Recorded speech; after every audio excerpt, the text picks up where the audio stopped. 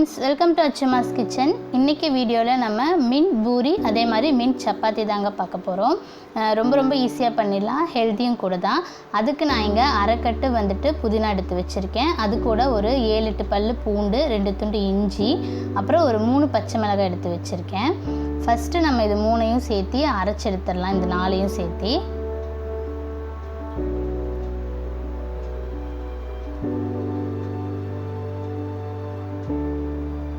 First ஒரு mixie jar எடுத்துகிட்டு இந்த நாளையும் சேர்த்து அரைச்சிக்க போகிறோம்.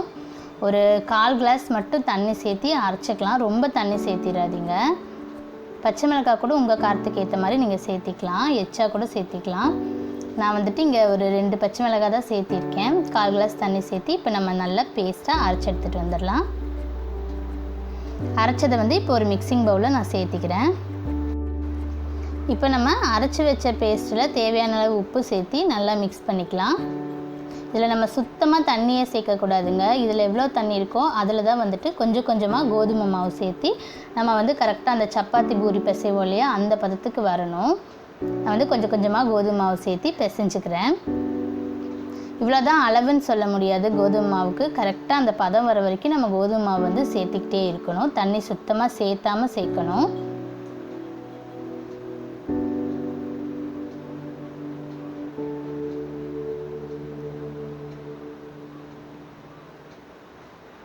பாருங்கள், இப்போ கூட அந்த பிசு பிசுன்னு தான் இருக்குது கையே.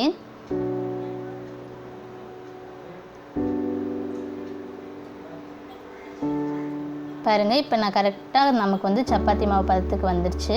கூட ஒரு ஸ்பூனுக்கு ஆயில் விட்டு நல்லா பெரட்டிட்டு நம்ம இப்போ இது ஒரு 20 மினிட்ஸ் அடைச்சி வச்சிடலாம்.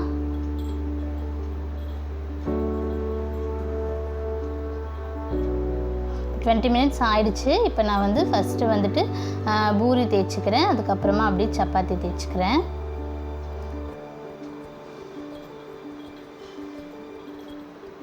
உங்களுக்கு பிடிச்ச ஷேப்பில் நீங்கள் தேய்ச்சிக்கலாம்.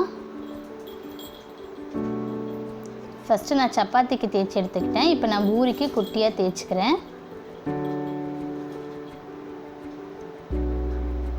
இந்த மாதிரி ஒரு பாத்திரம் வச்சு நான் ஷேப்பாக ரவுண்ட் ஷேப்பில் கட் பண்ணி எடுத்துக்கிட்டேன்.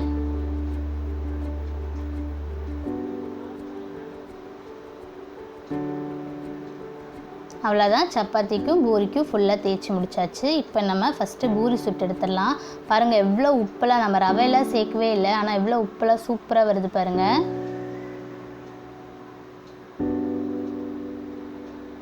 வாவ், எப்படி இருக்குது பாருங்கள், நல்லா க்ரீனிஷாக, ரொம்ப ஹெல்திங்க, ஈஸியாகவும் பண்ணிடலாம். இப்போ நான் சப்பாத்தி சுட்டு எடுத்துட்றேன். இதுக்கு நமக்கு தேங்காய் சட்னி மட்டும் இருந்தாலே போதும். இதுக்குன்னு தனியாக மசாலா பண்ணணுன்னு கூட அவசியம் இல்லை. ஆனால் மசால் நீங்கள் பண்ணுறதுனாலும் மசால் குருமா வச்சு சாப்பிட்லாம். சூப்பராக நம்மளோட மின்ட் சப்பாத்தியும் பூரியும் தயாராகிடுச்சு. இதே போல் ட்ரை பண்ணி பார்த்துட்டு உங்கள் கமெண்ட்ஸ் அண்ட் ஃபீட்பேக் சொல்லுங்கள். தேங்க்யூ, தேங்க்ஸ் ஃபார் வாட்சிங்.